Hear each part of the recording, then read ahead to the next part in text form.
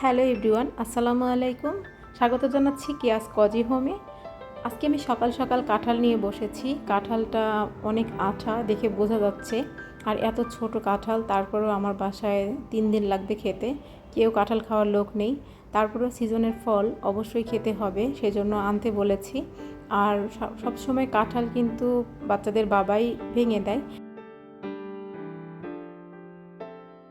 এবার আমি ভাঙছি। কাঁঠাল ভাঙার কাজটা আসলে অনেক কঠিন। যে কাঁঠালটা ভাঙে আমার মনে হয় যে সে অনেক ধৈর্যশীল মানুষ। তো এবার আমি কাটছি, হাতের আঠা ছাড়াতে আমার অনেক বেশি কষ্ট লাগে। যে চাকু দিয়ে আমি কাটবো সেটাতেও তেল মাখিয়ে নিচ্ছি, কারণ আঠাটা যেন পরবর্তীতে মুছতে সুবিধা হয়। আমি আরও একটু তেল নিলাম যেন আঠাটা হাত থেকে তাড়াতাড়ি ছাড়ানো যায়।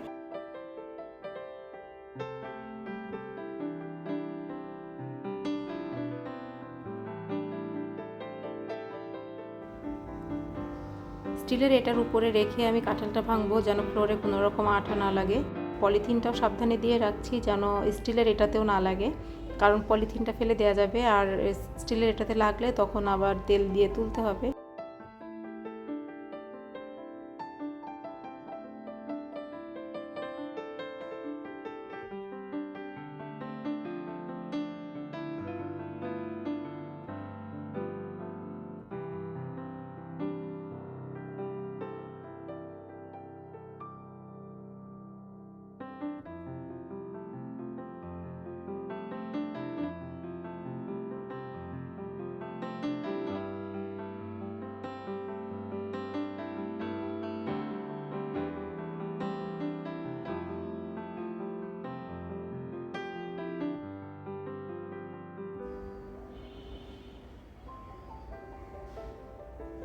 বাবা, হাতের থেকে ছাড়ানো যাচ্ছে না, কি আঠা, আঙ্গুলেও লেগে গেছে।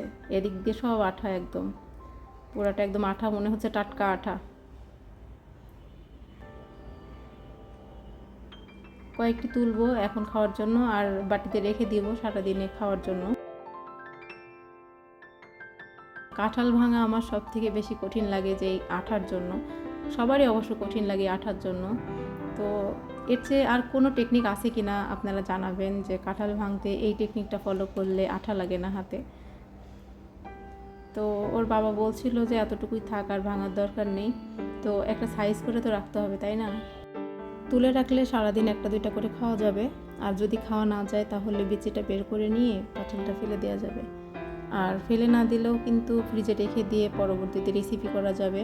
কাঁঠাল দিয়ে কেক বানালে অনেক বেশি মজা লাগে। কাঁঠালের পিঠা আমার অনেক ভালো লাগে। কলা পাতা দিয়ে একটা কাঁঠালের রেসিপি করা যায়, কাঁঠালের পিঠার রেসিপি, অনেক মজা লাগে, কিন্তু আসলে শহরে কলা পাতা অ্যাভেলেবল না।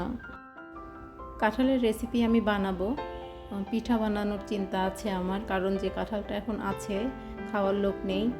আর আমি ইচ্ছা করলে খেতে পারি, কিন্তু খেতে ইচ্ছা করে না, আসলে খাওয়ার ইচ্ছা করে না।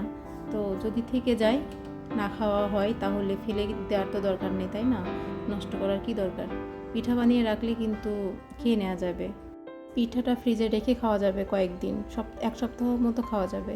তবে কাঁঠাল ফ্রিজে আমি রাখতে চাই না, কারণ কাঁঠালের যে গন্ধ ফ্রিজের অনেক দিন থাকে। তবে পরবর্তীতে যখন অফ সিজন হবে পিঠা খাওয়ার জন্য, কাঁঠালটা ব্লেন্ড করে যদি ডিপে রাখা যায় বক্সে করে, সেক্ষেত্রে কাঁঠালের গন্ধ ফ্রিজে লাগে না। ওইভাবে রাখলে ভালোই হয়। তো আমি চিন্তা করেছি এবার ওভাবে রাখবো। তো এখন আমি দুপুরের রান্নার আয়োজন করছি। ধুন্দুল ভাজা আমার বাচ্চারা খুব পছন্দ করে, আমরাও করি।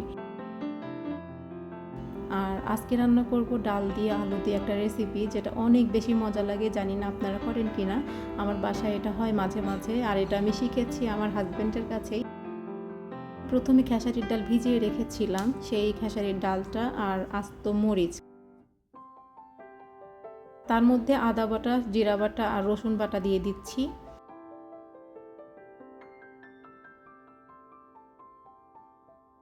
আসলে যে রেসিপিটা আমরা করি, ডাল বড়া অনেকেই খায়, সবাই খায় মনে হয়। ডাল বড়াটা গরম গরম ভাত দিয়ে খেতে অনেক বেশি মজা লাগে। তবে সেই ডাল বড়াটা আলু দিয়ে রান্না করলে কিন্তু টেস্টটা আরও বেড়ে যায়। এভাবে যারা রান্না করেন তারা তো করেন, যারা রান্না করেননি তারা একটু একবার রান্না করে দেখবেন, খুব মজা হয়। আমার বাসায় এই তরকারিটা সবাই পছন্দ করে, বাচ্চা থেকে বড় সবাই। এর মধ্যে তো আমি ব্লেন্ড করার সময় পেঁয়াজ দিইনি, এখন একটু বাটা পেঁয়াজ দিয়ে দিচ্ছি।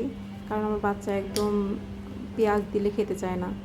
কোনো খাবারে পেঁয়াজ রসুন যদি ওর মুখে পড়ে তাহলে সেটা খেতে চায় না। তো সব কিছুই আমি ব্লেন্ড করে দিয়েছি, বেটে দিয়েছি। সেজন্য আমার বাচ্চা টেরও পায়নি যে এর মধ্যে পেঁয়াজ রসুন সবই আছে। আমাকে জিজ্ঞেস করছিল যে এর মধ্যে কি পেঁয়াজ রসুন দাওনি? তো আমি তখন বললাম যে তুমি কি গন্ধ পাওনি পেঁয়াজ রসুনে? পেঁয়াজ রসুন দিলে অন্যরকম একটা টেস্ট হয়, সেই টেস্টটাও এখনও বুঝতে পারে না যে টেস্টটা আসলে কি। পেঁয়াজ রসুনের গন্ধ যদি লাগে তখন সে বুঝতে পারে। আলু বড়াটা ভেজে নিয়েছি, এবার আমি এই আলুটা দিয়ে রান্না করব। আলুটা আমি ছিলে তারপর মোটা মোটা করে কেটেছি, কখনও চিকন চিকন করেও কাটি। আসলে কাটাটা মেইন ব্যাপার না, যে যেভাবে কাটতে পারে সেভাবে কাটলেই হবে। আমি একটু আজকে মোটা সাইজ করলাম ইচ্ছা করেই। আর এই বড়াগুলো ভেজে নিয়েছি, এবার এই বড়াটা দিয়ে তরকারিটা রান্না করে নিব, চলুন দেখে নিই। তো আমি প্রথমে তেল দিয়েছিলাম, এবার এর মধ্যে পেঁয়াজ আর মরিচ দিলাম, মরিচটা একটু থেতো করে দিয়েছি। ওদের বাবা আবার মরিচটা বাটা দিলে পছন্দ করে না, কেটে দিতে বলে। তো মরিচ কাটাটা একটু কষ্টের, তাই না? এই গরমের সময় মরিচ কাটতে আসলে ভালো লাগে না। তো ওর মধ্যে রসুন আর মরিচের গুঁড়া দিলাম। মরিচের গুঁড়াটা দিলে কালারটা একটু ভালো আসবে, এই জন্য দিলাম আর কি। তো আমার যে কাঁচামরিচ দিয়েছি ওটাতে খুব বেশি ঝাল নেই, সেজন্য একটু মরিচের গুঁড়া দিলাম। মশলাটা কষে নিয়ে তারপরে এর মধ্যে আমি আলুটা দিলাম। মশলার মধ্যে আমি আদা রসুন বাটা, জিরা বাটা দিয়েছি। এগুলো না দিলেও হয়, কারণ আমার ডাল বড়ার মধ্যে অলরেডি এগুলো আছে, তবে দিলে কিন্তু অনেক বেশি মজা লাগে। আমি আলু কষানোর সময় সবসময় যে মশলাগুলো দেই এমন না, তো আজকে দিয়েছি। ওর বাবা বলছিল যে অনেক বেশি টেস্টি হয়েছে তরকারিটা। একজন রাঁধুনির স্যাটিসফ্যাকশনটা তো তখনই যখন কেউ তার প্রশংসা করবে। সারাদিন রান্নাঘরে পুড়ে যদি রান্না করা হয় তারপরেও কিন্তু রাঁধুনির কষ্ট হয় না। যখন রান্নাটা কেউ পছন্দ করে না তখন কিন্তু রাঁধুনি অনেক বেশি কষ্ট পায়। তো মন দিয়ে রান্না করলে আমার মনে হয় রান্না মজাও হয়। আমার ভিডিও এ পর্যন্ত যারা দেখছেন, যদি ভালো লেগে যায় তাহলে প্লিজ প্লিজ আমার চ্যানেলটি সাবস্ক্রাইব করবেন আর পাশে থাকা বেল আইকনটি প্রেস করে দিবেন পরবর্তীতে নোটিফিকেশন পাওয়ার জন্য। এই তো গল্প করতে করতে কিন্তু আমার রান্না করা শেষ হয়ে গিয়েছে। আমার আজকে খুব বেশি তরকারির আইটেম নেই, আমি ধুন্দুল ভাজা করেছি আর এই তরকারিটা রান্না করেছি। আর সাথে একটু ডিম ভাজা থাকবে বাচ্চাদের জন্য, বাচ্চারা ডিম ভাজা ছাড়া ওদের চলেই না। এই তো আমার তরকারি প্রায় হয়ে এসেছে। খুব বেশি ঝোল শুকালে কিন্তু তরকারিটার টেস্টটা থাকে না, তরকারির ঝোলটা কিন্তু অনেক বেশি ভালো লাগে। যে টেক্সচারটা রাখলে টেস্টটা ভালো আসবে আমি ততটুকু পর্যন্তই রাখবো। এর মধ্যে আমি 1 চিমটি পরিমাণ গোলমরিচের গুঁড়া দিলাম, কারণ এটা দিলে গন্ধটা একটু ভালো আসে। আর একটু দিলাম ধনেপাতা। ধনেপাতাটাও অপশনাল, যদি হাতে থাকে তাহলে দেই, আর না থাকলে দেই না। তো ধনেপাতা আছে বাসায়, সেই জন্য দিলাম।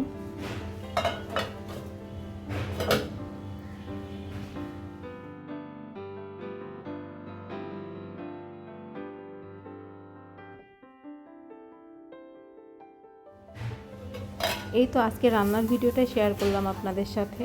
আপনাদের কেমন লাগলো জানাবেন। এই রেসিপিটা আপনারাও ট্রাই করবেন, আশা করছি আপনাদের ভালোই লাগবে। যখন দেখবেন মাছ মাংস কোনো কিছু খেতে ইচ্ছা করছে না, তখন এই ধরনের তরকারি রান্না করলে অনেক তৃপ্তি সহকারে খাওয়া যাবে।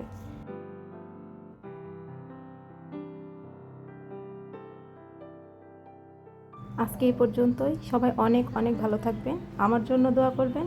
আল্লাহ হাফেজ, আসসালামু আলাইকুম।